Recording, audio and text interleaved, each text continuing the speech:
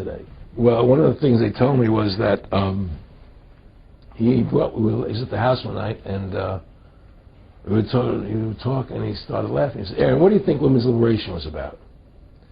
And I said, I had pretty conventional thinking about it at that point. I said, I think it's about women having the right to work, getting equal pay with men, just like they won the right to vote, you know? And he started to laugh. He said, "You're an idiot."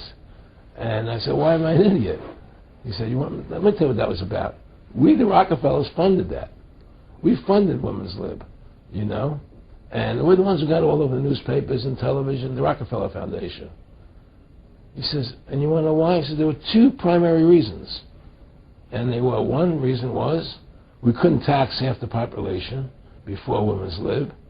And the second reason was, now we get the kids in school at an early age. We can indoctrinate the kids how to think. It breaks up their family. The kids start looking at the state as the family, as the school, as the officials, as their family, not as the parents teaching them. And so those are the two primary reasons for Women's Lib, which I thought up to that point was a noble thing. You know, when I saw their intentions behind it, where they were coming from when they created it, the thought of it, I saw the evil behind what I thought was a noble adventure. Aaron, did you know that Gloria Steinem, in one of her own books, now admits the CIA funded Ms. Magazine? No, I had no idea about that. No, I never heard that. Yeah, we're going to... CIA funded Ms. Magazine? Funded Ms. Magazine with the stated goal of taxing women and breaking up the family. No kidding. I never heard that. Well, Nick told me. I mean, I know it, but not because I know the CIA was involved in it. Well, Gloria Steinem was proud of it. Oh, the CIA wanted to help women. My friendship with Nick Rockefeller was one where we expressed ideas to each other and thoughts and philosophies, and he wanted me to become part of what they were doing, and for me to become a member of the CFR, and offered various business opportunities for me to get involved in, and for me to not take up the fight or the battle that I've been taking up in the past. You know, to drop that idea, because what was the point of my fighting for the people?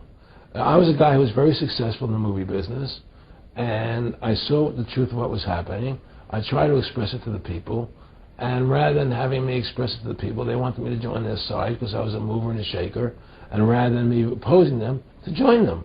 It was real simple, and he tried to recruit me into that situation, and I didn't go for it. Did he get angry when you didn't go for it? No. And, you know, it's like, you know, I remember one time he said to me, "You join us so you have an ID card, Aaron, you know, you have a chip, and your chip will say KMA on it." And I said, "What does KMA mean?" He said, "It means kiss my ass." And anybody stops you, a cop or whatever, and you show them your card or your chip, and they'll know to leave you alone because you're one of us. You know, and, you know, why are you fighting for the people for? What is that about? The people just, you know, they have to be ruled. They have to be, you know, the Constitution, what you're standing for, is only for a few people. It's only a few individuals that can live that way, you know, and we believe that it's best for society to be ruled by an elite people who control everything. And I said, I don't believe that. You know, I believe God put me on this earth to be the best person I could be, and put everybody on this earth to be the best they could be, not to be a slave and a sheep to you and these people. And I don't understand why you want to control everything. What is the need for that, you know? And I asked them, do all the people in the Council of Foreign Relations feel the same way you feel? He said, no, a lot of them think they're doing the right thing. They think that socialism is the best way to go. They think that, you know, that they're doing the right thing.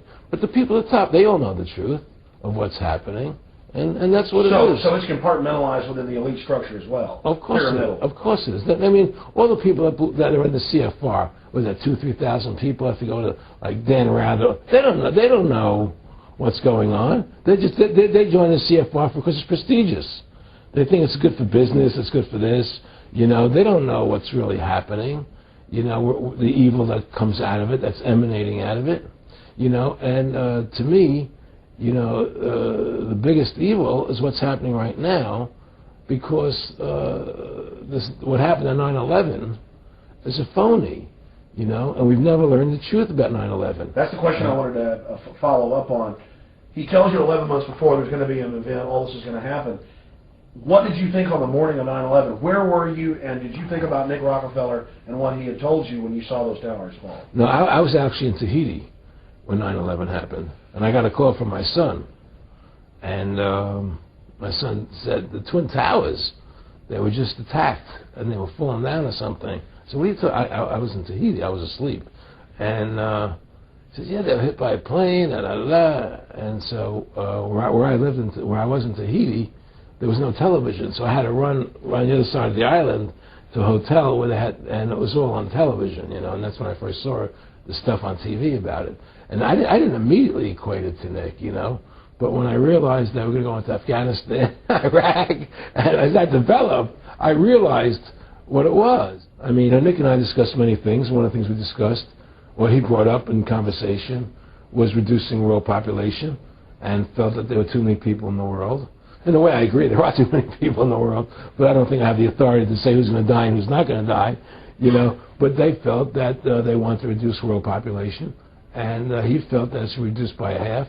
He even mentioned to me once they were having a real problem trying to solve the Israel-Palestinian problem. And he talked to me once about they were playing with the idea of bringing Israel to Arizona, you know, and taking all the people from Israel and giving everybody $1 million and setting up Israel in the state of Arizona.